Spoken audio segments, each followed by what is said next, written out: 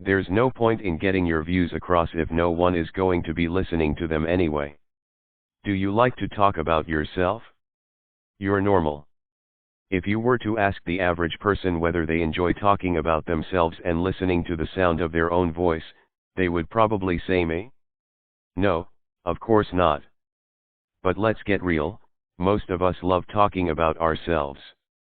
In moderation, that's perfectly okay. You are living your own life, so it's natural that you find your own experiences fascinating. In addition, people who never reveal anything about themselves are not perceived as trustworthy. The best communicators know how to balance self-disclosure with respect for other people. Limit your eyes. A fascinating research study carried out in 1988 at the University of California found a link between narcissism and the number of times a person used I during a 5-minute monologue. The subjects, 24 men and 24 women, were allowed to speak on a topic of their own choosing for several minutes. Their monologues were recorded, and the researchers then counted the number of times each person used first-person pronouns.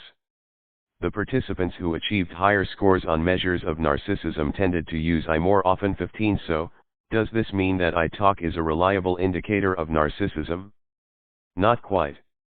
Later research has shown that there actually is no relationship between the two. 16. What does this mean for those of us who want to make a good impression? Here's the important part: although psychologists disagree on whether I talk is really related to narcissism, the average layperson picks up on it. In other words, a psychologist might realize that I talk doesn't necessarily mean you are narcissistic, but most other people will. 17. In conclusion, it's safe to say that avoiding excessive I talk will benefit you. When to use I too much I talk will not endear you to anyone, but sometimes it's the best approach. Here's when you should use it. 1. When you are being assertive, if you are standing up for your rights, using I draws a firm line between you and someone else, allowing you to state exactly how the situation makes you feel. Let's suppose that your partner fails to do their fair share of the household chores. Instead of listing their faults in an aggressive manner and telling them that they need to change immediately, it would be more effective to use I talk to explain how their actions have made you feel. Someone can argue with your interpretation of their actions, but they can't argue with your own feelings.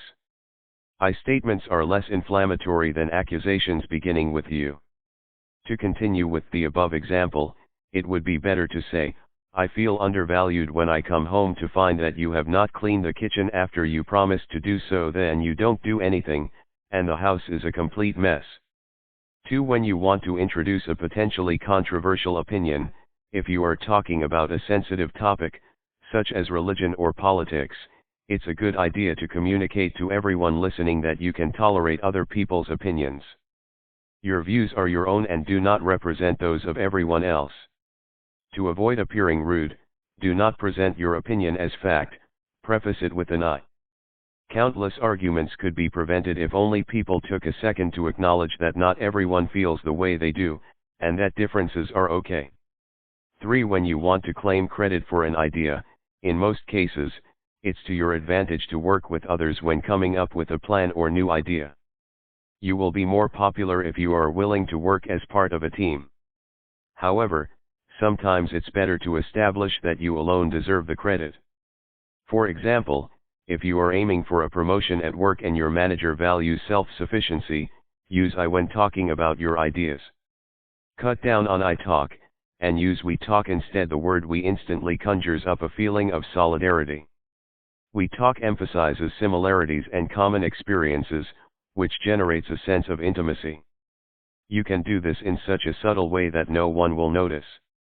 You don't have to change the meaning of what you say. Simply make a few minor adjustments. Look at the examples below to see how this works. I think the meeting starts at 3.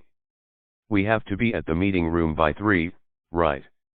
I remember the summer of 2012. It was really hot.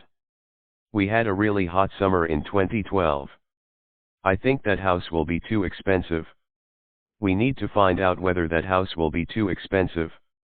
Put it into practice exercise I today. You are going to count the number of Is you use. Don't worry if you start to lose track.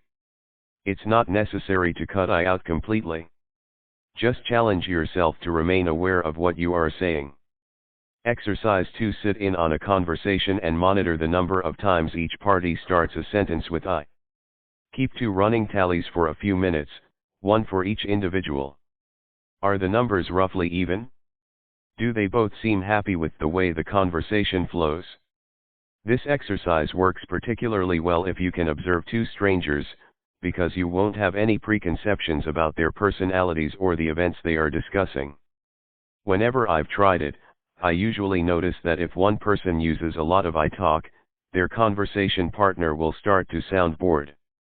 Bear this in mind the next time you catch yourself saying I too often. Day 7. Offer a helping hand. Giving and receiving help is part of being human. Lending a hand to someone who needs practical or emotional support is rewarding, and it can enrich your relationship. Unfortunately, offering help isn't always simple. Today, you'll learn how to reach out to someone in need. Why asking someone if they need help can get complicated. There is a fine line between offering someone help and making comments that imply they are incompetent. Unless you approach the issue in a sensitive way, the other party may feel patronized. They might also suspect that you are trying to meddle in their lives. On the other hand, withholding help can make you appear cold and aloof. Here are a few tips you can use to strike the right balance. 1. When offering someone help, tell them exactly why you are reaching out. When you do this, the other person will understand that your offer is motivated by a desire to make their life easier. Make it clear that you don't want to order them around. For example, let's suppose that your friend has recently moved into a house that requires extensive structural and cosmetic work. When you visit them in their new home, you note that the place is a complete mess. Your friend appears tired, almost on the verge of tears. They tell you that the house is proving to be a far bigger project than they'd anticipated. You want to offer to help your friend, but you don't want to patronize them by implying that they can't possibly undertake the work alone. Which of the following questions do you think would work best in this case? Do you need help with this place? Or hey, I've noticed that you seem really tired lately, and this house is a pretty big project. I'd love to help you. Could I come over this weekend and lend a hand with the wiring? The latter is more sensitive, because it shows your friend that you have taken the time to understand the problem they face. It suggests that you have taken an inventory of their situation and are not just making a misguided offer of help because you think they are incapable of doing the job themselves. 2. Ask how can I help, or can I help by doing X, instead of making a vague offer of assistance. Does the following situation sound familiar? You've had some bad news. You tell someone else about it. They say, just call me if you need help, or if I can do anything, let me know. These offers are well-meaning, but they are vague. They also sound formulaic and platitudinous. It's hard to know whether they have been made just for the sake of politeness. What's the lesson here? If you are offering help, make your offer specific. Failing that, at least ask a question that gives the other person a chance to let you know what they need. Think about the day-to-day challenges someone in their situation might face. For example, if your friend's child is in hospital, you might realize that shopping for groceries and keeping the house clean may seem overwhelming under the circumstances. You could ask, can I help by doing a grocery run, or would you like me to come over and do the housework for you? The same principles apply in the case of minor problems. If your colleague appears overworked and stressed one morning, don't just stand there and say, you look busy, so let me know if you need help.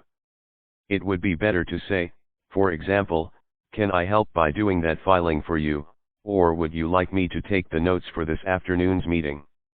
3. Focus on helping a person change their circumstances, not their character. Sometimes, a person's problems are caused by their character deficits. For instance, if your friend has lost their job because they are habitually late and tend to daydream while sitting at their desk, they have caused their own problems by failing to adhere to basic standards of behavior expected of an employee. However, your role in this situation is not to fix their character, or to lecture them on how to live their life. Yes, profound personal change is possible, but it must come from the individual, and it may require professional assistance. You could help them look for a new job or help them to research training providers if they want a change of career. It is futile to tell someone about their own faults and then expect instant change.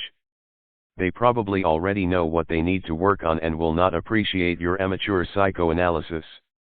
In fact, they will probably resent your attempts to interfere, and it could damage your relationship. Offer practical help or offer to listen, but never try to help by remodeling someone's personality. 4. Don't offer emotional help or support unless you know you can remain non-judgmental. Offering to help someone by talking over a problem or just listening is great, if you have the right skills. Be honest with yourself. If your friend or relative faces a huge problem, can you trust yourself to stay quiet and listen, even if they choose to do something you don't agree with? This is especially important if their next steps could have a direct impact upon your personal life. If you are not able to listen, help them find someone else who can be relied upon to hear them out. Ideally, this person will not have any emotional investment in the situation. 5. Be flexible if you want to offer money. If you have a friend or relative who is in financial trouble, you might want to help out. Assuming, of course, that you can afford it. However, many people are sensitive when it comes to the topic of money and are reluctant to accept it from friends and family. Don't be surprised if someone turns down your offer of financial aid.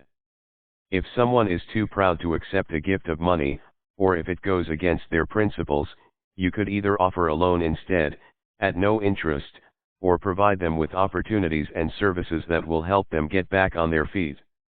For instance, you could offer to babysit their kids for free while they attend job interviews or set them up with professional contacts in your field. 18. Put it into practice. Do you know someone who has been having a hard time lately? Call them up and offer your help. Make sure you know in advance what you are capable of giving and that you don't promise more than you can deliver. Day 8. Practice saying thank you. Thank you is one of the most important phrases in our language.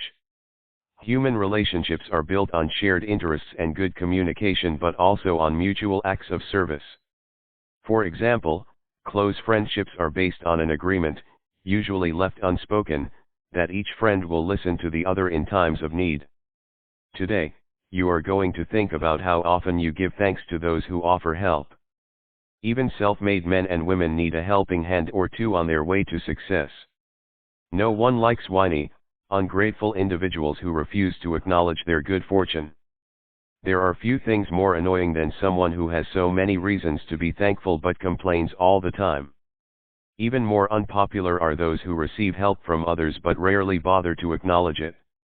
It doesn't matter how much status you have, or even how famous you are never too good to stop and give thanks to everyone who helps you out. It's an easy way to develop a reputation as a happy, positive individual that everyone wants to be around. 1. Build on a bare thank you. A simple thank you is always appreciated, but there's a quick trick that will ensure you leave a lasting impression. Using a few extra words, tell someone precisely what has filled you with gratitude. For example, suppose a colleague has agreed to attend a meeting on your behalf and take notes because you are urgently needed on a project. Most people would take the notes and say, "Thank you so much." That's fine, but what do you think might happen if you were to use one of the following phrases instead? Thank you for taking the time to make those notes for me. Thank you for standing in for me and getting that information. Thank you for taking such detailed notes, that was so helpful of you. These alternatives are specific and personal.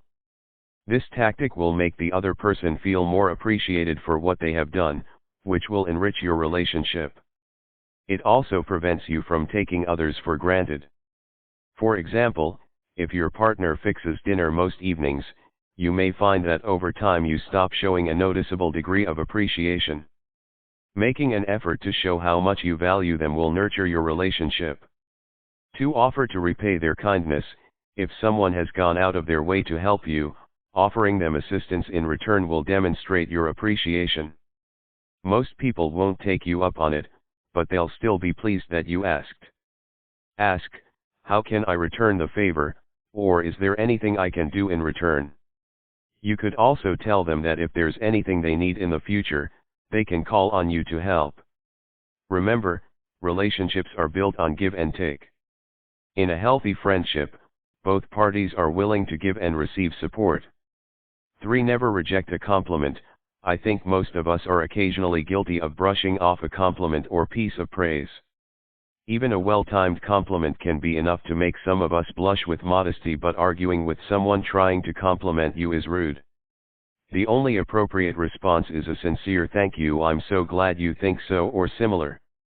What if you suspect that someone is merely trying to flatter you, or is giving you a sarcastic compliment? You should still say thank you, because you'll win no matter what. If they are giving you a true compliment, you win. If they are being sarcastic or manipulative and you say thank you before changing the subject, you still win because you haven't allowed them to drag you down to their level. Gratitude and mental health. Saying thank you will also make you feel grateful for what you have, which in turn will make you happier. Research shows that gratitude listing, literally writing down what you are thankful for, improves mood and well-being. This is even true for people living with a chronic health condition. 19. When you make a point of thanking other people, you will automatically start noticing what goes well in your life. It helps you develop a growth mindset, which encourages you to identify opportunities instead of obstacles. Unsurprisingly, research has also shown that people who are thanked for their efforts enjoy greater mental health than those who feel underappreciated. 20. Put it into practice. Exercise. Today, your challenge is to find opportunities to express thanks and gratitude. There are bound to be at least a few people to thank. Let everyone know how much their help means to you. Even if someone just holds the door open, look them in the eye and say, thanks a lot. If you are lucky enough to be on the receiving end of a significant act of kindness, let the other person know how much you appreciate them. Exercise 2. If possible, take it one step further and make time to tell a loved one how much you value their ongoing help and support. You could even call them up just to tell them how wonderful they are. One day, I realized that I had never told my mother how much I appreciated all the support she'd given me during my college years, especially those times I struggled to stay motivated. That night, I called to let her know how vital her love and help had been on my academic journey. I told her that although I should have made that call years ago, I figured it was better late than never. She was surprised, but then burst into happy tears. Never underestimate the power of a sincere thank you. Day 9, stop trying to score points. I'll admit it, I like being right, and I'm not the only one who feels this way. We all have our own points of view, and it's gratifying when we know, or rather, think we know, best. The trouble comes when we set out to prove the validity of our opinion just for the sake of scoring points or making someone else confess that they were in the wrong all along. Don't be too harsh on yourself if you've ever spent hours trying to browbeat someone into accepting your perspective on an issue or situation. We've all done it. It wasn't until my mid-20s that I gave up on the idea of winning every and any debate. When I was younger, I thought that I had somehow lost, or shown myself to be weak, unless I forced my poor opponent to concede that I was right. Half the time, I didn't even care that much about the topic under discussion. My key concern was proving how much better I was than everyone else in the room. Looking back, I'm embarrassed for my younger self. He was so busy trying to convince everyone of his so-called intelligence that he missed out on the chance to build some good friendships and romantic relationships. I used to wonder why my dates rarely developed into something more. It seems so obvious in hindsight. Not many women tolerate self-righteous men who enjoy telling them why their views are totally wrong. Needless to say, a confrontational approach doesn't lay the groundwork for a good friendship or romantic relationship, and it can drive your relatives crazy, too. It's fun to have a debate every now and then, but frequent sparring is exhausting. You know the old saying, sometimes, it's more important to be happy than it is to be right? That's what I'm talking about here. Let go of the inconsequential little arguments and save your reasoning abilities for the stuff that actually matters. Let me be clear on what I mean in this chapter. I'm not talking about those instances where you actually need to change someone's mind. For example, if your spouse wants to move to the city whereas you think it's far better for both of you to remain in the country, you would need to make a case against the move. That's common sense. If you want other people to like you and open up to you, it's unwise to impose your views on them for the sake of winning an argument. By all means exchange opinions and ideas, but watch out for that moment you make the transition between constructive conversation and petty debate. Why point scoring is, well, pointless. Bear in mind that point scoring rarely works anyway. The harder you push someone, and the more aggressive you are in insisting that you are in the right and they are in the wrong, the more likely it is that they will start to shut down. There is a sound neurological reason for this phenomenon. When we find ourselves in a threatening situation, our fight or flight reflex kicks into high gear. Activity levels in the parts of the brain responsible for logical thought and reasoning drop, and the areas related to conflict are triggered to act. The result? We become less and less interested in actually evaluating the evidence someone else provides and instead concentrate on fighting back. This is why two people can be having a rational conversation 1 minute, then a short time later be shouting and screaming at one another. Even if you do win an argument, you might suffer in the long run. You can never be certain whether someone gives in because you have managed to convince them of your point of view, or they have just stopped engaging with you because they are tired of the whole situation. Conflict can lead to resentment when there are issues left unresolved. Just because you have apparently succeeded in bulldozing your opponent doesn't mean that they are going to forget it anytime soon. If you want to preserve your relationship, make sure that any important underlying issues have actually been resolved. Tune into your emotional state.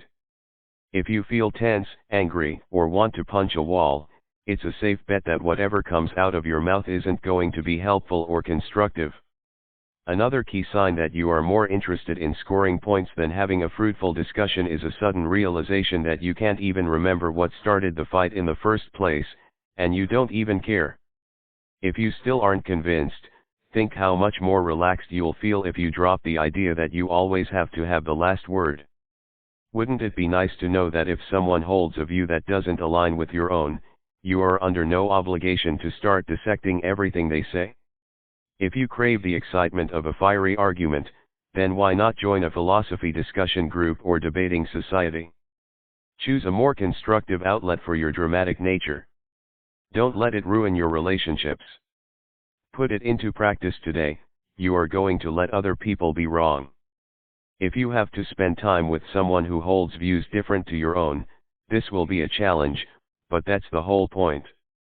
You are not going to waste your time and breath telling them why their opinion is null and void. Where has that gotten you in the past? Nowhere, probably. What does point scoring do for your relationships? Nothing. If you have to excuse yourself from a situation to avoid an argument, then so be it, but try and tough it out. This exercise will show you that the world doesn't cave in when other people see things in a different way. You'll soon learn that there is enough room in the world for opinions of all kinds. No one has a moral obligation to agree with you. You don't have a duty to convince them of your views either. Day 10. Ask questions that get results. When you need to uncover information fast, what do? Ask questions, of course. It should be so simple, shouldn't it? Unfortunately, as you know, it's not always easy to get clear answers from other people. You can't force anyone to answer you, but you can greatly increase your chance of a good result by refining the way you ask questions. Here's how to get answers. 1. Build up gently to high-pressure questions. No one likes having an important question sprung upon them. Show some empathy for their position. For example, let's say that you want to ask your manager some questions about your chances of receiving a raise next year. Rather than charging in and asking immediately whether you think your salary will receive a boost, ask them whether it's a good time to talk about your position at the company and prospects for the future. To decide whether an open or closed question is better.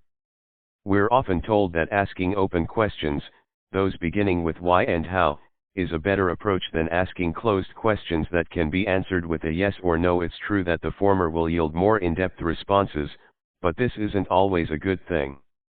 For instance, if you are talking to someone who is renowned for rambling on without getting to the point, it might be best to use a closed question instead. 3. Use a 4-part structure when helping someone deal with a problem. Questions don't just help you obtain information. They are also a good way of helping someone through a crisis. Empathy and sympathy will only take you so far. Asking the right questions will help someone come up with a plan of action that gets to the root of the problem. Executive coach Irene Leonard recommends taking a 4-step approach. 21A. Ask someone questions that will help them hone in on their issue. What seems to be the issue here is a good starting point. B. Obtain further information. Once you have established the underlying cause of their distress, you can then use prompts to get the full story, if necessary. Questions like "Can you tell me more about that?" and "What else can you tell me?" are useful in this context. C. Ask them questions that establish their ideal outcome. Specifically, encourage them to tell you what a successful resolution would look like. Ask them what they want to happen, what their priorities are, and their preferred way of solving the problem. For instance, do they want to figure things out alone, with a friend, or with the assistance of a third party? D. Ask them questions that help them pin down their next steps. For instance, you could ask them whether they have any firm ideas with regards to how they plan to proceed and how they will know when they have met their objectives. 4. Don't lead people to a particular answer. If you want to know what someone really thinks of an idea, you need to ask your question in a neutral way. In other words, you need to avoid asking leading questions. Think about how you phrase them. Here are 3 examples of terrible questions that encourage an individual to give a particular kind of answer. Does everyone agree that we should streamline the department? Don't you think that we should spend Thanksgiving at Peter's house this year? Shouldn't we put this into action as soon as possible? If you ask these questions, you'd be making your own biases plain. If someone disagreed strongly, they may raise objections, but most people like an easy life. Consequently, open questions can encourage poor decision-making at both home and work, which can be disastrous. This is even more likely if you have a strong personality, because not many people will be willing to tackle your assumptions and challenge your thinking. Let's look at a better way to ask those questions. What does everyone think we should do with regards to the department's structure? Where do you think we should spend Thanksgiving this year? When do you think we should put this plan into action? 5. Don't force people to pick between 2 or 3 options. This approach assumes that you have already thought of all the available options. There might be viable alternatives, but you will never know if you ask questions in this format. It's more effective to simply ask someone for their suggestions, or open with a broad statement like, "How would you handle this situation?" 22.6. Prepare for the unexpected. Never assume that you know in advance what someone is going to say. Give them your full attention and be ready with a few phrases you can use if they share some shocking information. "Thank you for telling me, I need time to process that, this is a surprise, can I have a minute to take that on board, and I'll admit this has shocked me a little, but I'd like to talk about it further," can all help smooth over an awkward situation. There's even more advice on the art of asking questions in my book The Science of Effective Communication. Improve your social skills and small talk, develop charisma, and learn how to talk to anyone. Put it into practice today. You are going to put the above principles into practice when asking questions. If you have been meaning to get some clarification on an issue for a while and haven't gotten around to it, now is the perfect time. These questions don't have to be of great significance. The objective is to practice getting the information you need and to have a positive conversation at the same time. Remember to put your listening skills to good use whenever the other person provides an answer. Day 11. Refine your voice and speaking style. It's not just what you say but how you say it. Speaking at a suitable volume and pitch will make other people more inclined to listen to you. We all know people who aren't especially brilliant or interesting but still know how to engage a crowd. These folks use their voices to grab their audience's attention. You should do likewise. It's not just actors and singers who can develop their voices. Anyone who wants to leave a positive impression should learn how to make the most of their vocal cords. Today, you are going to discover your personal vocal range, and fix some of the most common speaking mistakes everyone makes from time to time. It doesn't matter how fascinating your message, it won't get through if no one is listening. A dull, monotonous voice will kill your communication dead. Here's how to make your voice more exciting and easier on the ear. 1. Lower the pitch of your voice. Research has demonstrated that people who speak in a low pitch are perceived as more confident and competent than those who talk in a breathy voice. This applies to both men and women. 23. Like it or not, people can and will judge you based on your speaking voice. Practice sitting and standing up straight, taking deep breaths, and then counting slowly from 1 to 5 as you exhale. You can also experiment with pitch by repeating the same word or sound, such as no, at various intervals. It's a good idea to learn how to breathe properly, regardless of whether you are seriously interested in developing a good speaking voice. I know what you're thinking, doesn't everyone know how to breathe? Unfortunately, this isn't the case. Most of us breathe from our chests, not our diaphragms. Taking up yoga and breath-based meditation practices will help relax your muscles and ensure a consistent flow of oxygen around the body, which is great for your health. 24. Use vocal exercises to develop a smoother voice. If your voice tends to quiver, particularly when you are under stress, you need to practice keeping it smooth and stable. Take a deep breath in, then exhale at a steady rate while making a hissing sound. Repeat this several times. Tongue twisters